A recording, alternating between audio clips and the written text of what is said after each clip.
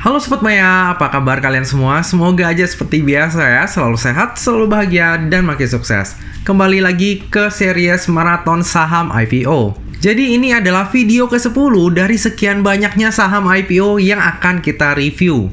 Nah, pada video kali ini kita akan membahas sebuah perusahaan tambak yang sebentar lagi akan listing di bursanya kita. Perusahaan ini nantinya akan masuk ke dalam papan akselerasi. Gimana caranya saya bisa tahu? Untuk Sobat Maya yang udah lama ikutin channel ini, pastinya udah tahu ya gimana caranya. Tapi bagi yang belum tahu, saya juga ada share video cara untuk mengetahui sebuah saham IPO masuk ke dalam papan akselerasi atau bukan. Saya share video tersebut di IG Reels saya dan juga TikTok saya.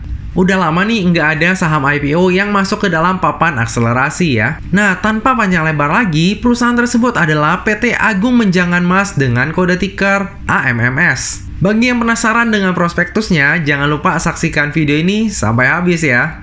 Jadi PT Agung Menjangan Mas atau nantinya saya sebut dengan AMMS, ini dulunya bernama Cosmopolitan Electric yang didirikan pada tahun 2007. AMMS bergerak di bidang jasa sarana produksi budidaya ikan air payau, dalam hal ini adalah udang, yang mencakup kegiatan persiapan dan pembuatan tambak, perawatan dan pengawasan tambak, dan jasa pasca panen budidaya udang.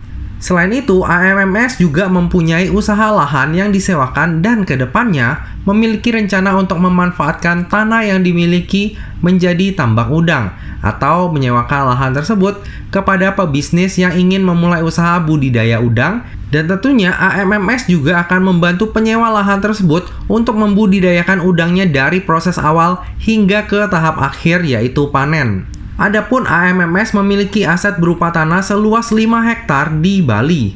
Nantinya AMMS akan menggunakan lahan ini untuk diversifikasi pendapatan. Mungkin untuk disewakan atau mungkin juga dijadikan tambak yang dikelola secara pribadi oleh AMMS. Adapun details pendapatan AMMS untuk 3 tahun terakhir adalah sebagai berikut. Jika kita lihat pendapatan AMMS ini selalu meningkat ya dari tahun ke tahun. Tapi untuk ukuran perusahaan IPO, sebenarnya omset segini tuh kecil banget. Coba kita lanjut melihat laporan laba ruginya ya. Ternyata di tahun 2020, AMMS ini masih mencatatkan kerugian. Pendapatannya sebesar 2,2 miliar, namun setelah dipotong beban pokok dan lain-lain, malah menghasilkan rugi sebesar 353 juta. Tapi di tahun 2021, dengan ditopang kenaikan pendapatan, AMMS berhasil membalikkan rugi di tahun 2020 menjadi laba sebesar 680 juta di tahun 2021. Dan jika kita bandingkan secara quarter on quarter, di tahun 2022, ini labanya AMMS akan semakin meningkat. BTW, untuk omsetnya AMMS di tahun 2021 itu sebesar 5,6 miliar per tahun. Artinya per bulan itu dapat omsetnya sekitar 500-an juta. Saya yakin bahwa Sobat Maya yang menonton video ini juga punya usaha ya yang omsetnya itu di atas 500 juta. Jadi secara teori, jika Sobat Maya mau IPO-in perusahaannya itu bisa-bisa aja ya. Nah, tadi adalah sekilas background dan juga kegiatan usaha dari AMMS. Coba sekarang kita lihat siapa sih pemegang sahamnya. Untuk pemegang sahamnya hanya ada 2 ya Sobat Maya. Yang pertama yaitu PT Mandara Mas Semesta yang memegang sebesar 99,77% kepemilikan sahamnya.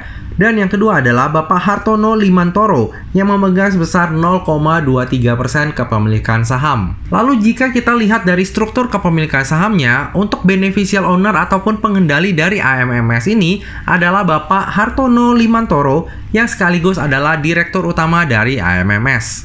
Nah, kita lanjut ke struktur IPO-nya. Dalam IPO ini, sebanyak-banyaknya 240 juta lembar saham atau mewakili sebanyak 20% dari modal ditempatkan dan disetor penuh yang akan ditawarkan kepada masyarakat.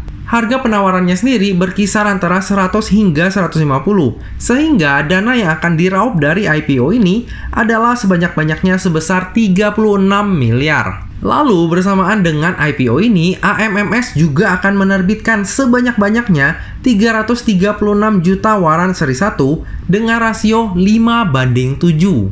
Dalam artian, setiap 5 lembar saham AMMS itu akan mendapatkan 7 waran secara gratis. Nah, dengan adanya waran dengan rasio 5:7, ini menjadikan IPO-nya AMMS itu akan menjadi sangat menarik dalam momentum jangka pendek. Jika nggak greedy dan langsung jual di hari pertamanya listing, itu most likely 99% kita akan cuan di IPO-nya AMMS. Nah, kenapa 99%? Karena 1%-nya ketika AMMS itu misalnya langsung dibanting di ARB di hari pertamanya listing. Itu bisa jadi kita akan menderita kerugian di hari keduanya. Tapi kemungkinan itu kecil banget ya. Sejauh ini, semua saham IPO yang langsung ARB di hari pertamanya listing itu hanya GTSI aja. Sisanya belum pernah ada yang langsung ARB. Biasanya selalu ada fluktuasi. Nah, hingga pada saat prospektusnya AMMS ini diterbitkan, itu untuk harga penebusan warannya masih belum ditentukan. Oke, kita lanjut ke penggunaan dana IPO-nya. Untuk rencana penggunaan dana IPO-nya AMMS ini ada 4 ya Sobat Maya. Yang pertama adalah sekitar 13,63% itu akan digunakan untuk pembelian peralatan berupa 1 buah mesin ekskavator. Lalu yang kedua adalah sekitar 4,55% itu akan digunakan untuk pembelian peralatan berupa 2 mobil Dyna Dump Truck untuk pengangkutan hasil panen. Lalu tujuan yang ketiga adalah sekitar 6,82% itu akan digunakan untuk pembelian peralatan berupa 1 alat berat bulldozer tandem roller. Lalu yang terakhir, yang paling besar juga, sekitar 75% itu akan digunakan untuk modal kerja dalam memenuhi kebutuhan operasional dari AMMS. Salah satunya adalah untuk biaya gaji dan juga tunjangan karyawan. Nah, untuk tujuan IPO-nya AMMS ini lumayan oke ya. Sebesar 25% dipakai untuk CAPEX, sementara sisanya sebesar 75% itu dipakai untuk OPEX, yang termasuk diantaranya adalah pembayaran gaji karyawan dan juga tunjangan. Coba nanti kita bedah di bagian liabilitas ya, apakah AMMS ini lagi menderita kesulitan likuiditas nih, sehingga mau pakai dana IPO-nya untuk tujuan pembayaran gaji karyawan. Nah, untuk jadwal dari IPO-nya AMMS adalah sebagai berikut. Untuk masa penawaran awal ataupun book building-nya adalah dari tanggal 7 hingga 13 Juli 2022. Lalu untuk masa penawaran umumnya adalah dari tanggal 20 hingga 26 Juli 2022. Dan rencananya akan listing di bursanya kita pada tanggal 28 Juli 2022. Jadi dari semenjak video ini diupload hingga ke masa offeringnya, itu masih lumayan banyak waktu ya. Buat Sobat Maya mempertimbangkan nih, apakah nantinya akan membeli saham IPO AMMS atau enggak. Lalu coba kita lihat siapa sih underwriter dari IPO-nya AMMS. Ternyata yang menjadi underwriter dari IPO-nya AMMS ini adalah Indo Capital Sekuritas dengan kode broker IU. IU ini juga adalah sekuritas yang akan mengawal IPO-nya KRYA yang udah kita bahas sebelumnya. Jadi untuk tahun 2022 ini, IU akan mengawal KRYA, setelah itu akan mengawal AMMS ini. Nah, di sini saya udah buatin listnya ya untuk saham-saham yang pernah dikawal oleh IU. Nah, kalau misalnya kita lihat track recordnya IU pada saat menjadi underwriter tunggal, itu lumayan bagus ya. Saham-saham yang dikawalnya itu minimal ARA di hari pertamanya listing. Nah, di IPO-nya AMMS, IU kan juga jadi underwriter tunggal ya. Jadi mari kita saksikan ya, apakah di IPO-nya AMMS ini kinerjanya IU sebagai underwriter tunggal juga akan bagus atau enggak. Oke, kita lanjut melihat laporan keuangannya. Dari sisi aset cenderung stabil ya. Untuk aset tetapnya terjadi penurunan dari tahun ke tahun karena adanya beban penyusutan. Lalu dari sisi liabilitas terjadi penurunan yang signifikan dari tahun 2020 ke tahun 2021. Hal ini disebabkan karena adanya pembayaran utang kepada pemegang saham yang berasal dari kas perusahaan. Lalu untuk likuiditasnya pun aman banget ya. Posisi kas AMMS itu bisa aja kalau mau langsung bayarin semua liabilitasnya. Jadi untuk tujuan IPO-nya yang salah satunya adalah pembayaran gaji karyawan, itu kayaknya mungkin antisipasi ya kalau misalnya AMMS ini kembali merugi di tahun 2022. Sementara jika kita lihat dari sisi ekuitas, terjadi peningkatan di tahun 2021 karena adanya penambahan modal disetor sebanyak 6 miliar. Jika kita lihat di laporan ekuitas ini, hingga tahun 2020 AMMS ini masih terus mengakumulasi kerugian ya. Barulah di tahun 2021 mencetakkan keuntungan. Namun, keuntungan di tahun 2021 itu masih belum cukup untuk mengcover akumulasi kerugian dari AMMS selama ini. BTW untuk IPO-nya AMMS ini, menurut saya, pemegang sahamnya itu udah mempersiapkannya semenjak lama dan lumayan terstruktur nih untuk penambahan modalnya, sehingga terlihat itu halus banget. Coba kita bedah ya. Jadi di tahun 2019, total modal ditempatkan dan disetor itu adalah sebesar 5 miliar yang terbagi dalam 50.000 lembar saham dengan nilai nominal 100.000 per saham. Lalu di tahun 2020 dilakukan 3 kali peningkatan modal disetor, sehingga yang awalnya itu modal disetor adalah sebesar 5 miliar, di akhir tahun 2020 menjadi 42 miliar. Dan di tahun 2021 dilakukan kembali peningkatan modal disetor sebesar 6 miliar, sehingga total modal ditempatkan dan disetor itu menjadi 48 miliar. Dan masih di tahun yang sama, dilakukan perubahan nominal saham dari 100.000 per lembar saham itu menjadi Rp50 per lembar saham. Yang berarti kalau misalnya nanti AMMS listing katakanlah di harga 100, maka total modal disetor itu akan langsung auto cuan menjadi 2 kali lipat. Kalau di harga 150 atau di harga tertingginya, itu berarti cuannya 3 kali lipat. Ibarat investasi, top up-nya tiap tahun, panennya pada saat IPO. Nah, dikarenakan hal ini, maka akan ada lock-up period di IPO-nya AMMS ini selama 8 bulan dari AMMS listing di bursanya kita. Nah, bagi Sobat Maya yang concern terhadap daftar efek syariah, jika kita lihat dari sisi rasio hutang dan juga sektor usahanya, maka kemungkinan besar AMMS ini akan masuk ke dalam daftar efek syariah. Tapi untuk lebih pastinya, kita tunggu aja ya pengumuman resminya. Nah, dengan kinerja AMMS yang berhasil membalikkan kerugian di tahun 2020 menjadi laba di tahun 2021, kira-kira valuasinya di harga IPO menarik nggak ya? Oke, langsung aja kita hitung valuasinya. Secara PER udah jelas parah banget ya. Baik di tahun 2021 ataupun di tahun 2022, PER dari AMMS ini udah di atas normal.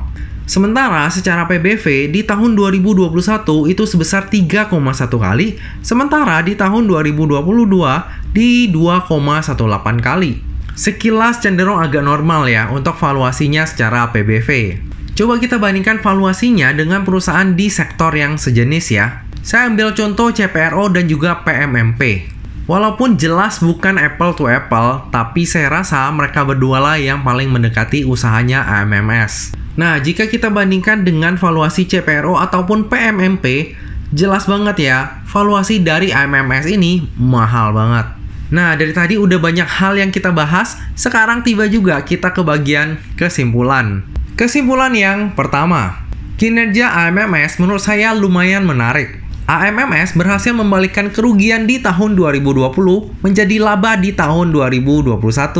Cuma emang ya, skalanya dari AMMS ini kecil banget, makanya masuk ke dalam papan akselerasi. Untuk investasi jangka panjang, kayaknya belum dulu lah ya untuk AMMS ini. Terlebih valuasinya secara PER itu mahal banget. Untuk tujuan penggunaan dana IPO-nya tergolong standar ya, 25% dipakai untuk CAPEX, sementara 75% dipakai untuk OPEX. Kesimpulan yang kedua, underwriter dari IPO-nya AMMS ini adalah EU. Track record EU pada saat menjadi underwriter tunggal dalam mengawal saham IPO cukup memuaskan ya. Saham-saham yang dikawalnya itu minimal ARA di hari pertamanya listing. Nah, apakah AMMS ini akan bernasib sama? Mari kita tunggu aja di hari listingnya ya.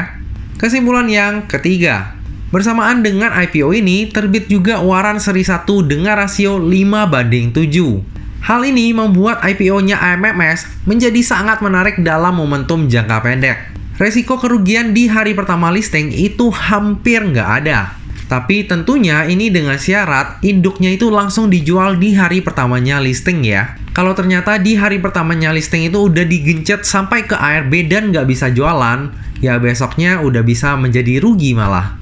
Dan bagi yang mau 99% pasti cuan di IPO-nya AMMS ini, boleh langsung jual di hari pertamanya listing.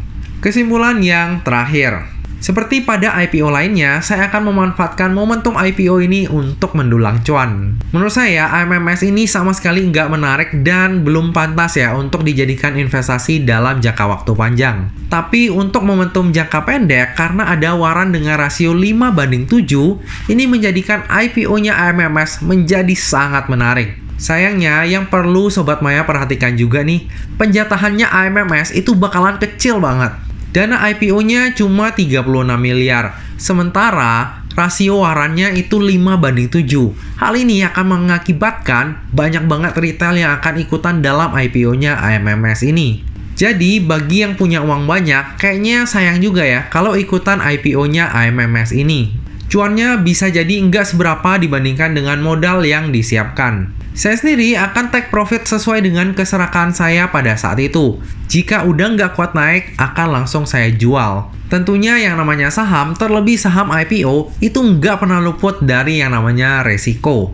Jadi pastikan Sobat Maya melakukan order sesuai dengan resiko yang siap untuk Sobat Maya tanggung ya. Lebih lengkapnya tentang pemesanan saya akan saya share di tab community ataupun IG saya pada saat masa offering. Nah Sobat Maya, demikianlah video pembahasan saham IPO AMMS. Semoga video ini dapat bermanfaat bagi Sobat Maya semuanya dan dapat menjadi bahan pertimbangan nih. Apakah nantinya Sobat Maya akan membeli saham IPO AMMS atau enggak? Bagi yang merasa terbantu dengan video ini, jangan lupa untuk subscribe, like, komen, dan share video ini ya. Nah Sobat Maya, demikianlah video kali ini. Akhir kata, jangan lupa untuk selalu jaga kesehatan, jangan lupa untuk selalu bahagia, dan semoga perjalanan investasi kita selalu cuan bareng-bareng ya. Sampai jumpa di video selanjutnya. Dah.